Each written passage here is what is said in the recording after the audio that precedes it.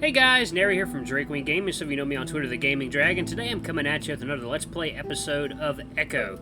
So, the last time we left off, we had a really big fight going on with Leo getting ambushed by Clint, and Clint getting a few good swipes in with a frickin' crowbar.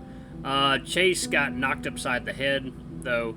It looks like their friend, who I can't remember his name, he came in to save them. So, let's get right back into it, shall we? I have a feeling it's only going to get more crazy from here on out. Anyway, I'm fine. I just got dizzy for a sec. That's not fine. Do you feel sick? Can you see straight? Seriously, I'm fine. Just give it a minute. Buchika, going to kill that hick when he wakes up. At that moment, Clint makes a snorting sound and starts to roll over. Leo's eyes flash to where he's laying, but Kudzu steps up between the two, still glaring. No! Get the fuck back home and take care of the otter. I'm gonna see if I can keep him from trying to kill you later on down the road. Fat chance. He's been wanting to kill me since middle school. Clint starts to sit up, supporting himself with both paws as he looks around. Go! Whatever. Leo turns back to me, and his eyes soften as he puts an arm around my shoulders. Come on, we might need to go to the hospital. I'm fine, really. The low tones of Kudzu's voice murmuring to Clint fades off as we stumble into the night. No, you're not fine. He hit you fucking hard. Goddamn that fucking idiot! He could have killed you! I put a paw back to the sore on my forehead and rub at it. Leo grabs my wrist. Don't do that. You'll infect it. We'll clean it up back at my place. I swear to God, I'm not gonna leave my house without my gun again. Suddenly, Leo's face takes on an odd look. One sec. He makes as if to steady me with both paws, then stumbles off to the side of the road. It's dark and I can't see him, but I sure as hell can hear a retch followed by a splash. This happens about 3 more times before Leo shakily, but more steadily, approaches me from the darkness, a sheepish grin on his face. You okay? Yeah, just had a little too much. Really? The Leo I know could down 15 cans and still walk. Hey, rolling around with a crazy long tail sitting on you won't do your gut any favors. Sure. Leo chuckles and wraps an arm around me again, though this one feels more intimate rather than just being there to keep me steady. We walk in silence for a while, just enjoying the evening air. The temperature is always perfect here when the sun's gone. It gets me more annoyed, though, because I imagine we'd be having a much better time if Clint hadn't just tried to murder us. At least that's what I imagine he was trying to do, since hitting someone with a crowbar isn't exactly fucking around. Has it really gotten this bad between you and Clint? Leo squeezes me. It's always been this way. It looked like he was trying to kill you. Well, the gringo really hates me.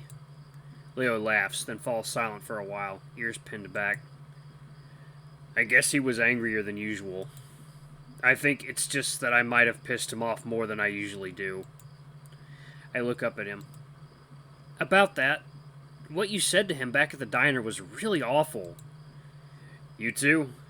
How can he expect not to get hit with that if he's going off about us and about me being yeah. Leo barks out a laugh. Talk shit, get hit, I always say. I don't know, man. What his dad did is different. It's not his fault, you know? Hey, he might be fucked up, but he can still make the decision to be a complete dick to everyone, can he? I wish Jenna were here to help back me up on how that isn't exactly fair to Clint. Anyway, I think he was on something. Did you see how crazy he looked? He's always been on something. And speaking of which... Leo steps slow and I look ahead to see an isolated house further up the road. The porch light is on, and I see a skinny figure get out of a chair and start walking up the front yard. It's clear he means to intercept us, and I slow down with Leo as he draws closer. Duke? Leo nods at him. The skinny weasel looks us both up and down, raising a paw to pull a drag from what looks like a cigar.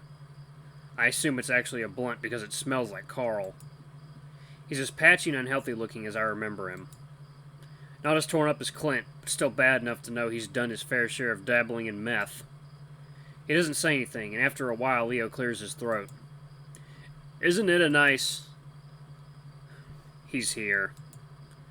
As Duke cuts Leo off, he's staring right at me, so I assume it's me he's talking about. Hi, Duke. I probably couldn't have said any more awkwardly. Leo steps forward, partially in front of me. Did you need something? Duke lets out a long stream of smoke towards us. Definitely a blunt. Same shit's been happening to me, after you told me about it. Leo looks at him, looking politely puzzled, though I can see his tail twitching behind him. You've been seeing shit. Now I'm seeing shit. It's quiet for a few seconds, then Leo laughs. Well, maybe lay off the drug cocktails. No, it's different. The shit I see, it's almost real. I saw him. He nods at me again, and for some reason, I'm starting to feel really uncomfortable. Leo laughs, and this time, it's much more forced. He starts pushing me along, further up the street. Sorry, Duke, but Chase is taken. Janice is still single, though. Duke follows us, walking along the dirt while we stay on the asphalt. When did he get here? Leo doesn't say anything and keeps pushing me along. I can see Duke getting angry and I don't want another fight, so I finally butt in. I got here on Saturday. Is something wrong, Duke? Duke doesn't answer. He just stops and watches us go. A frown stretches across his face.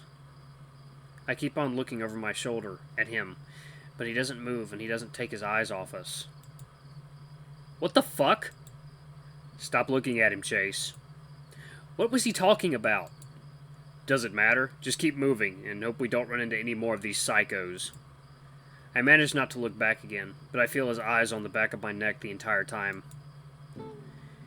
Even though the instructions say only to take 2, Leo gives me 3 generic acetaminophen pills. After that, he takes me to the bathroom and starts cleaning the cut on my forehead.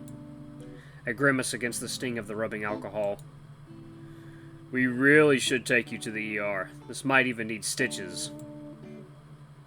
I lean my head into his paws because not having to hold it up myself feels good. No, it's not that bad. Besides, even if it is a concussion, they'll just send me home and tell me to get some rest. Along with a $500 bill. I played football, I know, but you never know how serious it could be. I sigh and don't say anything, deciding it would be easier just to not argue. Leo starts to debate whether or not to shave the fur, but I finally get annoyed and tell him to get on with it. As he prods around, I can feel the area around the cut swelling, and I wonder if I'm going to get a black eye. Leo finally steps back and starts putting everything back into the first aid kit. Wait. Leo glances at me questioningly. Aren't you hurt? He thinks for a second. I don't think so. I feel fine, I mean. Turn around. I'd seen Clint hit Leo with the crowbar, and he'd hit him hard. Leo sighs before finally turning around, placing his paws on the sink as he stares into the mirror. I look at his back, the black shirt dusty from the dirt he had rolled around in. Carefully, I lift the shirt up his back. It's not as bad as I thought it would be. I can see the raised fur from a growing welt where the crowbar had hit, though. There aren't any cuts there, but I do see some spots of dried blood. You have a bunch of little cuts. I see the smooth muscles under Leo's fur shift as he flexes them. Really? Must have been from the rocks in the road. I think my shirt came up a little while we were wrestling around. Give me the alcohol. Leo sighs again, but hands it over.